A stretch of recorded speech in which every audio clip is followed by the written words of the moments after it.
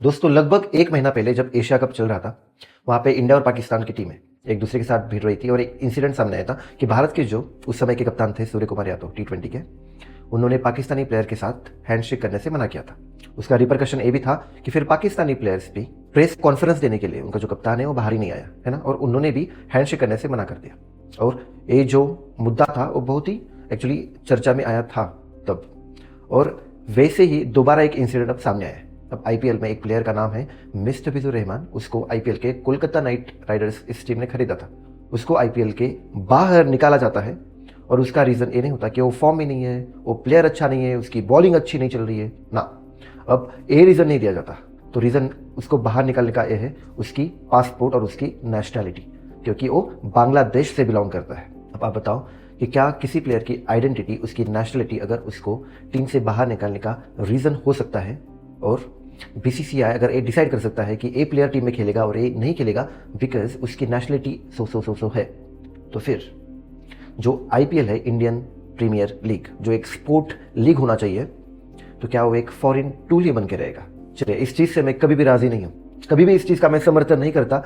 In fact मुझे अंदर से बहुत तकलीफ हो रही है, और आपको भी हो रही होगी। जो भी भारत का निवासी है, भारत का सिटीजन है, उसको बहुत बुरा लग रहा है, वो अंदर से रो रहा है जो भी बांग्लादेश में अभी माइनॉरिटीज़ के खिलाफ हो रहा है उसकी वजह से। लेकिन उसका मीनिंग ये तो नहीं होता ना कि किसी टीम से एक प्लेयर को बाहर निकालने से उसका हल कभी भी नहीं निकलेगा। ये हुआ ना कि बॉडी में मेरा कान दर्द कर रहा है और मैं इलाज मेरे पैर का कर रहा हूँ, ये तो ऐसा ही हुआ। और मैंने इसके बारे में इंडिया पाकिस्तान के खिलाफ जो एशिया कप का मैच चल रहा था उसकी एक वीडियो बनाई थी, और वो सारा आ जाता है पॉलिटिसाइजेशन ऑफ स्पोर्ट्स इस मुद्दे में, है ना। मतलब स्पोर्ट्स में, क्रिकेट में पॉलिटिक्स ले आना, और इसका जो भी कंक्लूजन आएगा वो इनफैक्ट आगे जाके उसका नुकसान भारत देश को ही होगा। चलिए फिर और एक अनकंफर्टेबल सवाल मैं आपसे पूछता हूँ। अगर बांग्लादेशी हिंदू प्लेयर्स, अब है बांग्लादेश में भी कई हिंदू प्लेयर्स हैं, सौम्य सरकार, लिटन दास, कई उनके नाम हैं।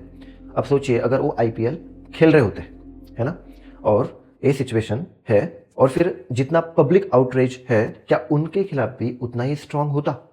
या फिर क्योंकि वो हिंदू है, मतलब उनका धर्म, उनका रिलीजन, ये उनके सिंपैथी का कारण बन जाता? अब यही सवाल है, और यही इस मुद्दे का मॉरल टेस्ट है। देखिए, अगर हम नेशनैलिटी और रिलीजन के बेसिस पर जस्टिस दे रहे हैं ना सामने वालों को, तो हम हमारे प्रिंसिपल से नहीं चल रहे हैं। इसका मतलब हम बायस से चल रहे हैं, और ये जो बात है वो किसी भी कंट्री की डेमोक्रेसी के लिए बहुत ही खतरनाक साबित हो सकता है।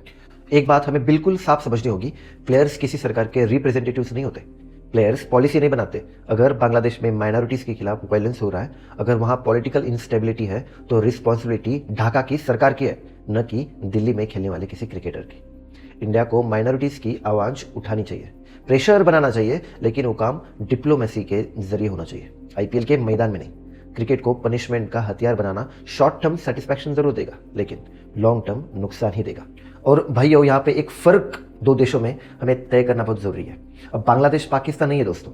बांग्लादेश, चलिए पाकिस्तान की तरफ अगर देखा जाए तो एक टेरर एक्सपोर्टिंग स्टेट है, नेशन है ना, लेकिन बांग्लादेश वैसा नहीं है यार। बांग्लादेश को हमने इंडिपेंडेंस देने के लिए खुद मदद की थी, पाकिस्तान से इनफैक्ट हमने उनको अलग किया था, और उसके लिए वो लोग हमें शुक्रिया भी करते हैं, है ना। लेकिन it means that Bangladesh and India, we have a common history, a common language, common traditions together. We share lot of common values together. और जो बांग्लादेश के अंदर पॉलिटिकल इंस्टेबिलिटी है, बस उसके लिए, बस उसी की वजह से अगर हम इतना बड़ा डिसीजन ले रहे हैं, किसी प्लेयर को आईपीएल से बाहर निकाल रहे हैं ना, तो आईपीएल एक ग्लोबल लीग कैसे कहलाएगी?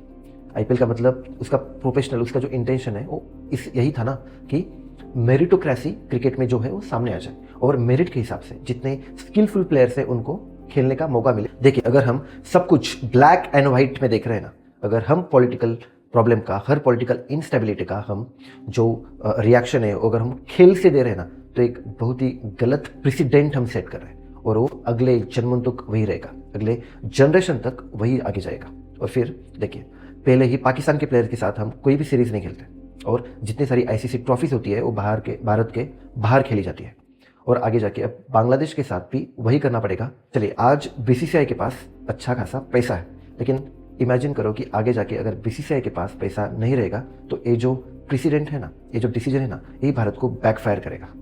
आज सोशल मीडिया पर आउटरीच है, हैशटैग से, डिमांड से, लेकिन आपको बता दूं कि स्टेट क्राफ्ट ट्विटर से नहीं चलता भाई लोग। गवर्नमेंट्स को मेजर्ड, काम और प्रिंसिपल्ड होना पड़ता है। बांग्लादेश क्रिकेट बोर्ड ने मैचेस इंडिया से बाहर कराने की रिक्वेस्ट भी की है और ऐसे में इंडिया को सोचना होगा कि वो किस मोरल पोजीशन से खड़ा होना चाहता है। हर डिसीजन एक मैसेज देता है और हर मैसेज भविष्य में इंडिया के खिलाफ भी इस्तेमाल हो सकता है और इसलिए एक निष्कर्ष बिल्कुल साफ है दोस्तों, खिलाड़ियों को खेलने दो, डिप्लोमेसी को अपना काम करने दो। इंडिया की असली ताकत उसके बैलेंस में है और वही बैलेंस हमें एक मैच्योर ग्लोबल पावर बना सकती है। इसलिए मेरा तो कंक्लूजन बहुत ही साफ है दोस्तों, प्लेयर्स को खेलने दो यार, और जो डिप्लोमैट्स हैं उनको डिप्लोमेसी करने दो, वहां पे प्लेयर्स को मत खींचो, है ना बीसीसीआई। और भारत हमेशा से ही बैलेंस्ड रहा है, भारत की असली ताकत जो है ना वो उसके बैलेंस में है और यही बैलेंस उसको एक मैच्योर्ड ग्लोबल पावर बनाता है। दोस्तों इसमें हर एक का पॉइंट ऑफ व्यू अलग अलग हो सकता है। अगर आपको कुछ कहना है तो नीचे कमेंट्स में आप जरूर मेंशन कर सकते हो। अगर आपकी सोच मेरे सोच से विपरीत है फिर भी आप मेंशन करो, मैं पढ़ूं, मुझे समझ में आएगा कि आखिर आप एग्जैक्टली क्या सोच रहे और वैसा क्यों सोच रहे।